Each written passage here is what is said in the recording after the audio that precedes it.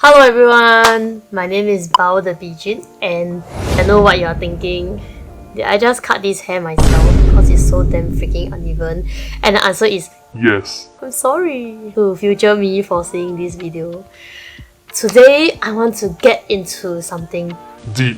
Are you a people pleaser? If you are, then you are just like me. I've been a people pleaser my whole life, okay? I'm 29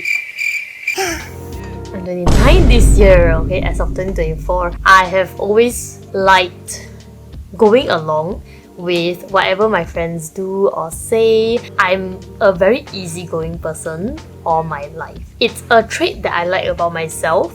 So I've spent August till mid-October traveling alone, and I have discovered so many things about myself. It just kinda hit me that I have never really known what I like. Isn't it kind of sad and Pathetic? that only recently then I start to think about what I like and what I dislike. Let me tell you. Last time, I don't even know what I like to do. I don't really have hobbies that I particularly like. Every time I ask someone, what's your hobby, and someone gives me like a very sure, oh, I really love to do ice skating, something like that, okay? And then they say that they put a lot of time, effort into it, and I'll be so Impressed.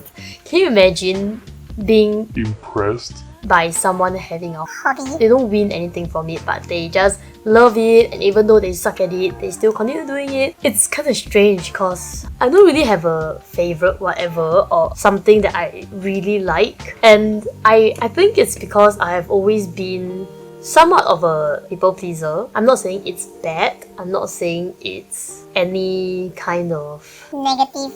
I just think that we all can benefit from knowing more about ourselves. In general, I think that my people-pleasing tendencies is actually pretty Good? I don't really see anything wrong with it. It has gained me many friends throughout the years, and they are all really, really good friends. I'm just so easy to hang out with. This is what I think of myself, okay?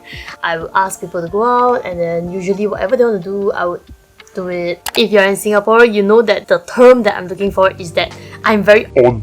That means I'm just very prone to saying yes when you ask me out, but we just say on. So if you ask me to go out to say rock climb with you, there is a high chance I will just say yes because I just am a yes person, okay? Unless it's something that is very, very bad. If not, 90% of the time, there's a very, very high chance if you're my good friend, I will just go along with what you want. Recently, I went on a solo travel journey where I discovered a lot about myself, which makes me very, very happy. Like, I know that I actually really Hate long hikes. I like the sea, I like to exercise, but anything that is over 2 hours, I hate it.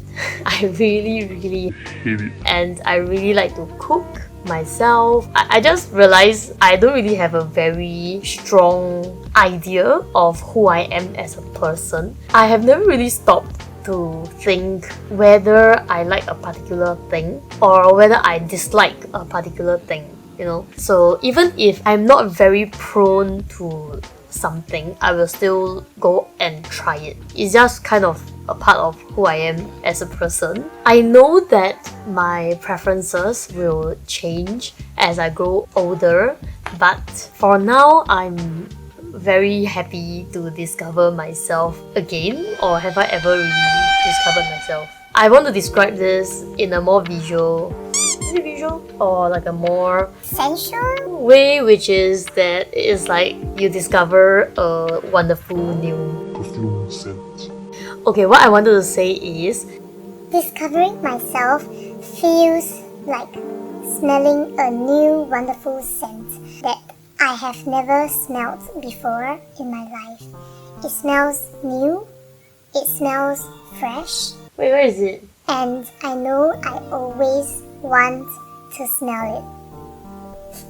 I want to say that you should always have time for yourself. Everyone says this, but most of the time that we don't block out is actually absorbed by something else. I hope I'm saying this the right way, okay? You have to carve out a set amount of time for yourself, like 2 hours of just your alone time. Have a date with yourself. If you think of a date maybe with another person, say the museum, the zoo, the bird park, or whatever, right? You should do that with yourself. Really treat yourself nicely. Treat yourself like how you will treat the other person on a date. This is the time to really relax and understand each other, but in this case, it's yourself. It's also something that I have been trying to incorporate into my life as a weekly thing. I learned this from this book. It's called The Artist's Way by Julie Cameron. I think you just come out understanding yourself and how you think better. So definitely block this time in your calendar, okay? Just even taking a walk by yourself. Choose a time block that you are least likely to be interrupted.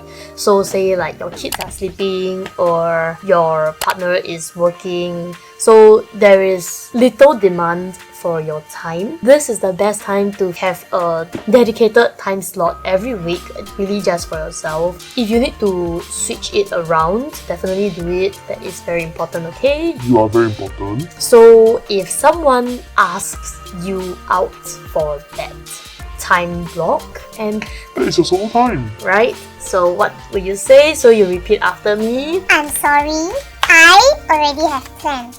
But thanks for asking me. I would really love to hang out. How about Sunday next week at XXX time? This way, you actually get to keep your friends and protect your sense of self. You can have your cake and eat it too. Actually, my friend Melissa and I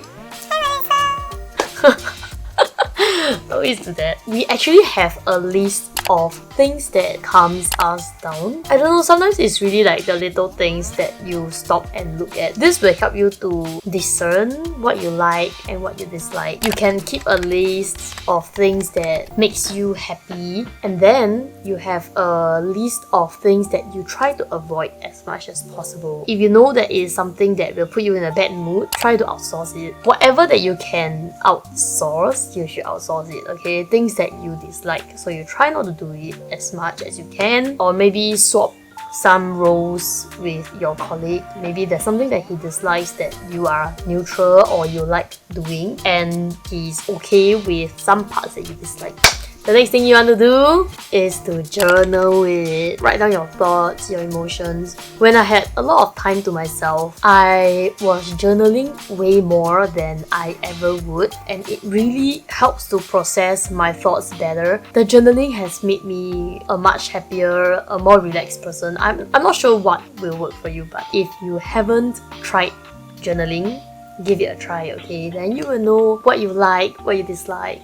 Way more, okay? Even in your block of time that you set for yourself, you can also spend 2 hours journaling. I'm serious. You can just be in the zone and you just keep writing and writing your emotions, get deeper. As I've said in my video that I've done previously, you are like an onion. You have layers. Get into your layers as deep as possible, okay? Try to get to the core of your onion. Also, I've realized that I really like cooking myself. I know I've said this already. The key to pancake is patience. Okay, maybe not too much because you're learning.